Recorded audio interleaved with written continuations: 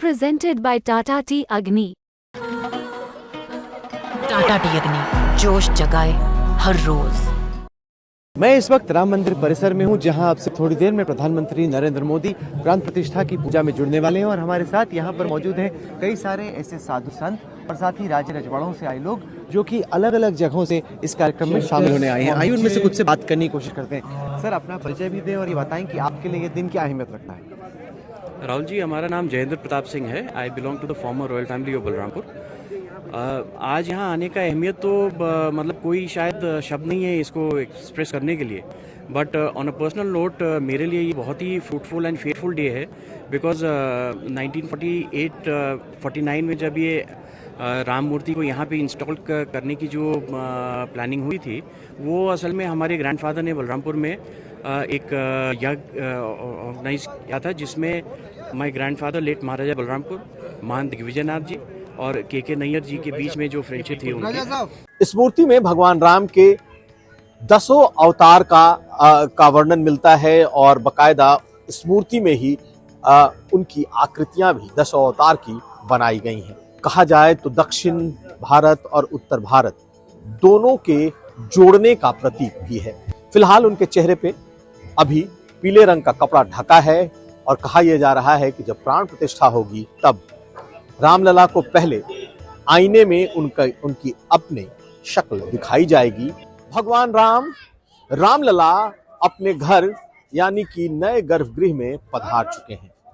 भगवान राम के विग्रह को गर्भगृह के आसन पर विराजमान किया जा चुका है, लेकिन 22 जनवरी को उनकी प्राण प्रतिष्ठा होगी, तब आम श्रद्धालुओं के लिए ये खोला जाएगा। भगवान राम की ये जो नई मूर्ति, नई जो विग्रह बनी है और जिसकी तस्वीर देर शाम सबके पास लोगों ने जिसे देख लिया, दरअसल वो दक्षिण भारतीय शैली की है।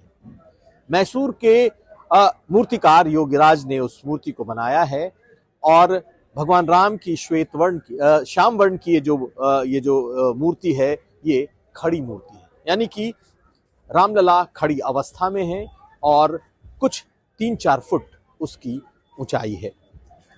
दरअसल इस मूर्ति को खड़ी अवस्था में रखने के पीछे का मकसद भी है ताकि दूर से लोग भगवान रामलला की इस मूर्ति का दर्शन कर सकें।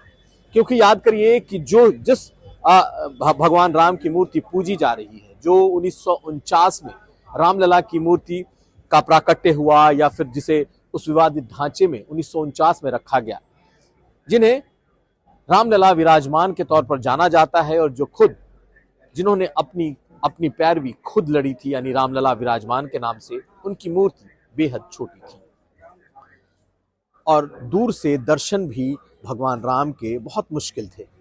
लेकिन जो नई मूर्ति योगीराज ने बनाई है, जिसमें प्राण प्रतिष्ठा की जाएगी, जो अब रामलला की नई मूर्ति होगी, दरअसल इसमें दक्षिण और उत्तर भारत दोनों का सामंजस्य दिखाई देगा। इस मूर्ति में भगवान राम के 10 अवतार का वर्णन मिलता है और बकायदा इस मूर्ति में ही उनकी आकृतियां भी 10 अवतार की बनाई गई हैं। ऐसे में ये मूर्ति बेहद अहम है और कहा जाए तो दक्षिण भारत और उत्तर भारत दोनों के जोड़ने का प्रतीक भी है। यूं तो भगवान राम अवधपुरी के हैं, अयोध्या के हैं, लेकिन जो शैली बनाई गई है मूर्ति की, ये दक्षिण भारतीय शैली है।